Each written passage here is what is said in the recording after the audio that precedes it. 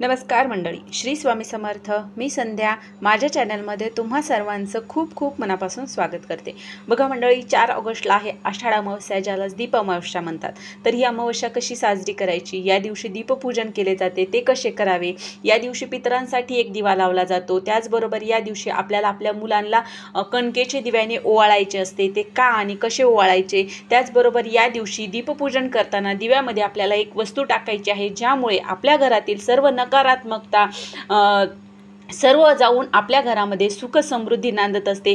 तर अशी बरीचशी माहिती आज आपण या व्हिडिओमध्ये पाहणार आहोत. त्यामुळे व्हिडिओ अगदी शेवटपर्यंत पहा आणि जर तुम्ही माझ्या चॅनलवरती नवीन असाल तर चॅनलला सबस्क्राईब करा. तर बघा मंडळी, आषाढ अमावस्येलाच बघा काही ठिकाणी दीप अमावस्या, गतधारी अमावस्या, काटी अमावस्या अशा वेगवेगळ्या नावांनी ही अमावस्या ओळखली जाते. आणि बघा, या अमावस्येचा प्रारंभ सुरू होत आहे.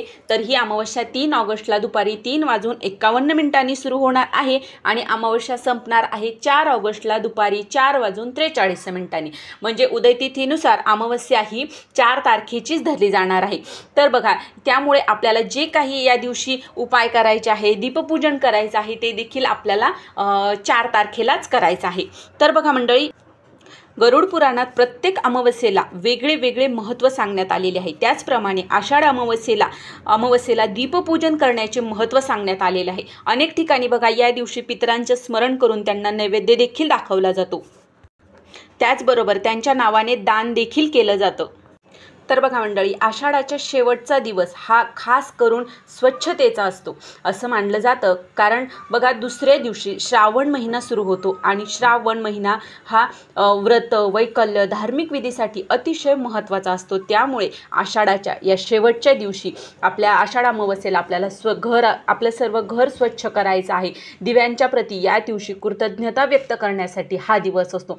बघा, या दिवशी आपल्याला सकाळी लवकर उठून आपली नित्यकर्म आटपून देवारा स्वच्छ करा आणि देवांच्या खालील जो काही कपडा आहे तो स्वच्छ करा. सर्व साहित्य आहे, जे काही आहे ना देवाचं आपलं, ते सर्व आपल्याला स्वच्छ करायचे आहे. देवांच्या मूर्ती स्वच्छ करा आणि या दिवशी आपण आपल्या घरातील सर्व दिवे स्वच्छ करून त्यांची पूजा आपल्याला करायची आहे. बघा, आपण ठेवून दिलेले जे दिवे असतात, भांडी असतात देवांची, ती सुद्धा आपल्याला या दिवशी स्वच्छ करून ठेवायची आहेत.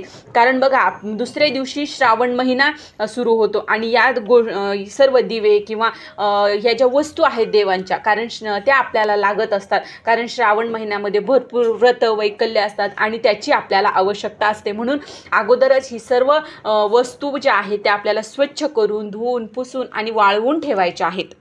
त्याचबरोबर बघा, या दिवशी दीपपूजनाला घरातील ज्या काही दिव्यांसोबतच आपल्याला कणकेचे दिवे बनवण्यालाही खूप महत्त्व सांगितलं जातं. बघा, या दिवशी कणकेचा दिवा करून लावल्याने आपल्या पूर्वजांच्या आत्म्याला शांती मिळते.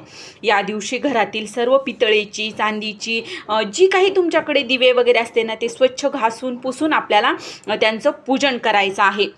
त्याचबरोबर बघा, या दिवशी आपल्या घरातील जी काही मुलं आहेत, मुली आहेत, त्यांचं देखील या दिवशी आपल्याला कणकेच्या दिव्याने आपल्याला त्यांचं औक्षण करायचं आहे. कारण बघा, ते सुद्धा आपल्या वंशाचे दिवे असतात. आपल्याला या दिवशी त्यांचं औक्षण नक्की करायचं आहे. आणि बघा, आता आपल्याला हे दिव्यांचं पूजन कसं करायचं आहे हे जाणून घेऊया.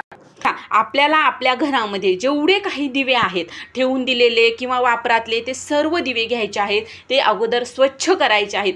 बघा, दिवे स्वच्छ तुम्ही तुमच्या पद्धतीने तुम्ही जसे दिवे वगैरे स्वच्छ करता त्याप्रमाणे करायचे आहेत. ते स्वच्छ पुसून घ्यायचे, वाळवायचे आणि नंतर संध्याकाळच्या वेळेला किंवा तुम्हाला दिवसभरात जेव्हा तुम्हाला वेळ मिळेल तेव्हा तुम्ही हे दिवे, आपल्याला दिव्यांची पूजा करायची आहे. त्यासाठी बघा, देवांच्या समोर एक पाट ठेवायचा, त्यावर स्वच्छ कपडा अंथरावायचा आणि त्यावर आपल्याला तांदळाची रास घालायची आणि त्या प्रत्येक दिव्याच्या खाली आपल्याला तांदळाचा आसन द्यायचा आहे. त्यावर दिवा ठेवायचा आणि नंतर त्या दिव्यामध्ये आपल्याला प्रत्येक दिव्यामध्ये वाती घालायच्या आहेत. आणि बघा, त्यानंतर काही दिवे तुम्ही तुपाचे करा, काही दिवे तुम्ही तेलाचे केले तरी चालतील. पण बघा, एक लक्षात ठेवा, एकाच दिव्यामध्ये तेल आणि तूप हे टाकू नका. तुम्ही एक दिवा तेलाचा करा, नाहीतर तुपाचे, किंवा सर्व दिवे तुम्ही तेलाचे केले तरीही चालतील. तर अशा प्रकारे दिव्यांची आपल्याला मांडणी करून घ्यायची आहे. आणि त्याचबरोबर आपल्याला कुठलीही पूजा करत असताना आपण गणपती बाप्पाचं पूजन ही करतो, तर तुम्ही सुपारी ठेवू शकता किंवा गणपती बाप्पाचं सुद्धा पूजन या ठिकाणी आपला देवघरातला गणपती ठेवून त्यांचं पूजन अगोदर करून घ्यायचं. त्यांना धूप दीप नैवेद्य त्यांची पंचोपचारी पूजा करायची, नंतर आपण दिव्यांची पूजा करायची आहे. बघा मंडळी, या दिव्यांच्या पूजेला खूप असं महत्त्व सांगितलेलं आहे.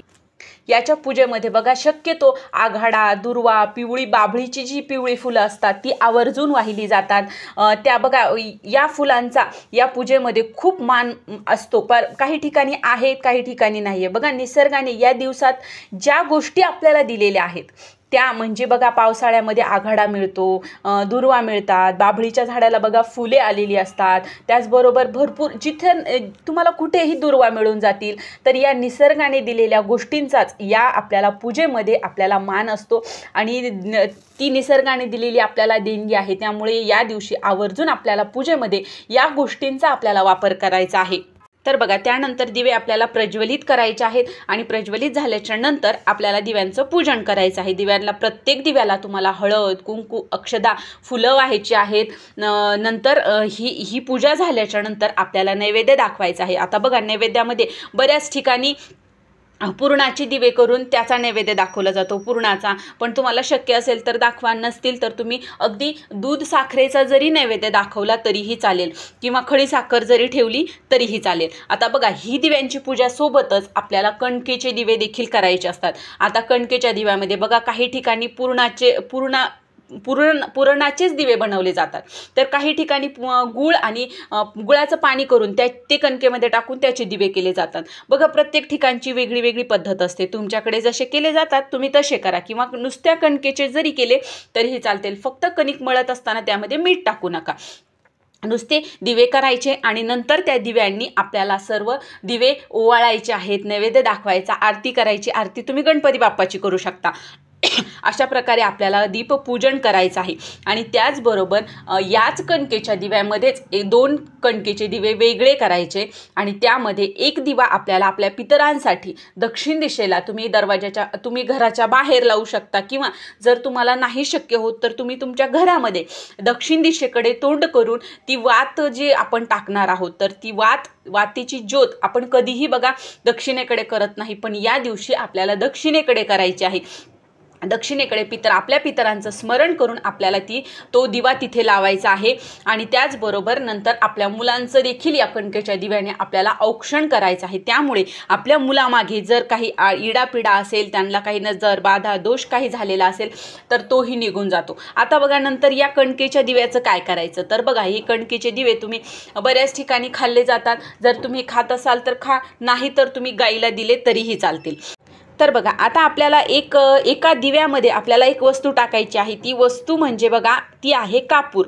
तर तुम्ही एका दिव्यामध्ये टाकू शकता किंवा तुम्ही जेवढे दिवे लावलेले आहेत त्या सर्व दिव्यांमध्ये सुद्धा तुम्ही कापराची वडी टाकू शकता. शक्य झाल्यास भीमसेनी कापूर टाका, नाही तर जो तुमच्याकडे आहे तो टाकू शकता. पण बघा ज्या वेळेस तुम्ही दिव्यामध्ये कापराची वडी टाकता तर त्यामुळे आपल्या घरातील जी काही नकारात्मकता आहे, दोष आहेत, सर्व काही नष्ट होत असतं आणि घरामध्ये एक सकारात्मक ऊर्जा निर्माण होते, एक पॉझिटिव्ह एनर्जी, ज्यामुळे सर्व घरामध्ये सुख समृद्धी नांदत असते. म्हणून आपल्याला एका दिव्यामध्ये किंवा तुम्ही सर्व दिव्यांमध्ये ही वस्तू म्हणजे कापूर टाकायचा आहे.